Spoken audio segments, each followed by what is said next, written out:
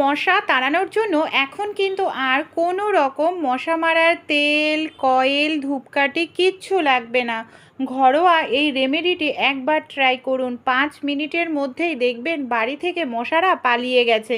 মশা তাড়ানোর জন্য আমরা নানা ধরনের কেমিক্যালযুক্ত জিনিস ব্যবহার করি, যেটা আমাদের শরীরের জন্য ভীষণ ক্ষতিকর। তাই ঘরোয়া উপায়ে যদি মশা তাড়ানো যায়, এটা আমাদের স্বাস্থ্যের জন্যও ভালো, আমাদের শরীরে রোগ ব্যাধিও বাসা বাঁধবে না, আর মশাও কিন্তু 5 মিনিটের মধ্যেই বাড়ি থেকে চলে যাবে। চলুন তাহলে আজকের এই ঘরোয়া রেমেডিটি আমরা দেখে নিই। কোনো রকম কেমিক্যাল লাগবে না। এখন আপনারা কেমিক্যাল ছাড়াই বাড়ি থেকে মশাকে পুরোপুরি তাড়িয়ে ফেলতে পারবেন, একদম ঘরোয়া উপায়ে বন্ধুরা। হ্যাঁ, আপনারা ঠিকই শুনছেন, ঘরোয়া উপায়েই কিন্তু আমরা বাড়ি থেকে মশাকে তাড়িয়ে ফেলতে পারি। এর জন্য কোনো রকম কেমিক্যালের প্রয়োজন পড়বে না। রান্নাঘরে একটি দুটি জিনিস যদি আমরা ঠিকঠাক মতো ব্যবহার করি, বাড়ি থেকে মশা কিন্তু পুরোপুরি চলে যাবে। কিভাবে, চলুন দেখে নিই। আমাদের প্রত্যেকের রান্নাঘরে যে জিনিসটা থাকে বা আমরা খেয়ে থাকি, সেটা হলো জোয়ান। জোয়ান যেরকম গ্যাস অম্বল খুব দ্রুত তাড়াতাড়ি দূর করতে সাহায্য করে, মশাকেও 5 মিনিটের মধ্যে তাড়িয়ে ফেলতে সাহায্য করে জোয়ান। জোয়ানের সঙ্গেও এখানে দেখুন আমি নিয়ে নিচ্ছি মেথি। মেথি দানার গন্ধ আর জোয়ানের গন্ধটা কিন্তু ভীষণ স্ট্রং হয়, আর মশা তাড়াতে এই দুটো জিনিস কিন্তু ভীষণ কাজ করে। কিভাবে আমরা জোয়ান আর মেথি ব্যবহার করব মশা তাড়ানোর জন্য, চলুন তাহলে দেখে নিই। সবার প্রথমে কি করতে হবে, দেখুন আমি এখানে একটি পাত্র নিয়ে নিয়েছি। আমাদের একই মাপ করে নিয়ে নিতে হবে। এখানে আমি নিয়ে নিলাম হাফ চামচ পরিমাণ, দেখুন জোয়ান। জোয়ান যদি আমরা 1 চামচ নিতাম, তাহলে আমাদের মেথি দানাও কিন্তু 1 চামচ নিতে লাগতো। যেহেতু আমি এখানে হাফ চামচ জোয়ান ব্যবহার করছি, তাই মেথিও কিন্তু আমি হাফ চামচই ব্যবহার করছি। এবার আমরা কি করব, এটাকে আমাদের খুব ভালো করে একটু গুঁড়ো করে নিতে হবে। আপনারা চাইলে মিক্সার জারের মধ্যেও গুঁড়ো করে নিতে পারেন, কিংবা আপনারা শিলনোড়াতেও গুঁড়ো করে নিতে পারেন। রোজ রোজ করার প্রয়োজন নেই। আপনারা এটাকে একদিন অনেকটা পরিমাণ গুঁড়ো করে রেখে দিন, তাহলেই আপনারা রোজ ব্যবহার করতে পারবেন, আর খুব দ্রুত তাড়াতাড়ি বাড়ি থেকে মশা তাড়াতে পারবেন। আমি এটা মিক্সার জারের মধ্যে দিয়ে দিলাম। এবার ঢাকনাটা বন্ধ করে এটাকে কিছু সময়ের জন্য একটু ঘুরিয়ে নেব, যাতে এটা ভালোভাবে পাউডার তৈরি হয়। এটাকে আমি কিছু সময়ের জন্য একটু ঘুরিয়ে নিয়েছি। একেবারে পাউডার করার প্রয়োজন নেই। এই দেখুন, মেথি আর যে জোয়ানটা, এটা কিন্তু আমাদের অনেকটাই গুঁড়ো মতো হয়ে গেছে। আমাদের এটা হালকা করে একটু গুঁড়ো করে নিতে হবে, যাতে এর গন্ধটা খুব ভালোভাবে বের হয়। এর জন্য আমি এখানে এইভাবে মেথি আর জোয়ানটাকে গুঁড়ো করে নিলাম।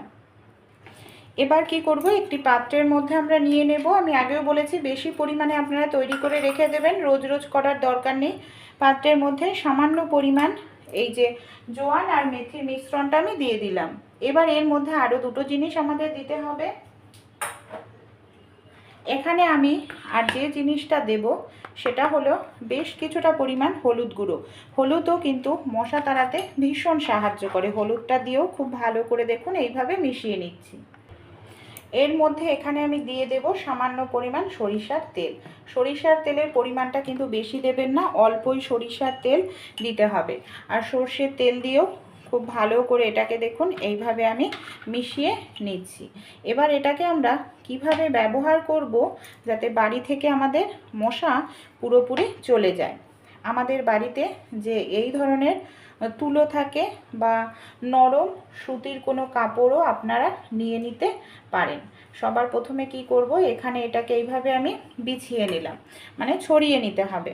তারপর এই যে আমাদের মিশ্রণটা তৈরি করে নিলাম, এটাকে আমরা এইভাবে ঠিক মাঝখানটায় দিয়ে দেব পুরোটা। তারপর এটাকে আমাদের এইভাবে গোল মতো করে একটি সলতে তৈরি করে নিতে হবে। দেখুন গোল মতো এখানে আমি একটি সলতে তৈরি করে নিলাম। এখানে আমি একটি ব্যবহার করছি প্রদীপ। এই ধরনের প্রদীপ নিয়ে নেবেন।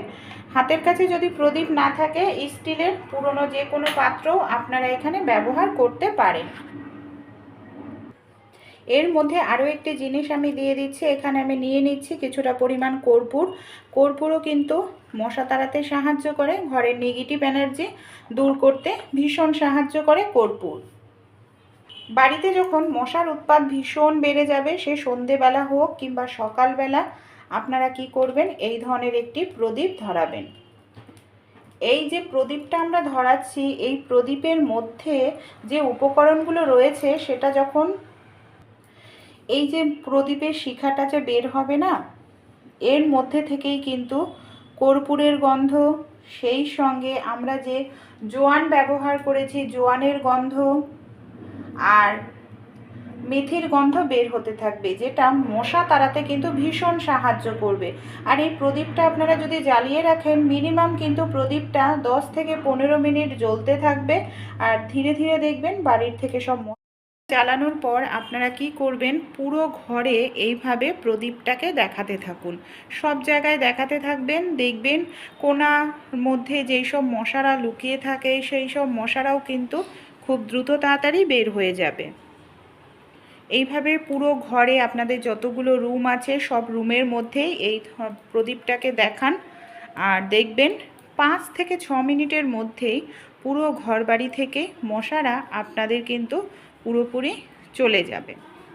আর এটা জ্বালানোর পর আপনারা কিছু সময় রেখে দেবেন, যেরকম ধূপকাঠির থেকে ধোঁয়া বের হতে থাকে সেরকম দেখবেন ধোঁয়া বের হবে। আর এই ধোঁয়াটা কিন্তু মশা তাড়াতে ভীষণ সাহায্য করবে। এই দেখুন আমি জ্বালানোর পর ঘরের একটা কোণায় এটাকে এইভাবে রেখে দিয়েছি, পুরোটাই এইভাবে জ্বলতে থাকবে।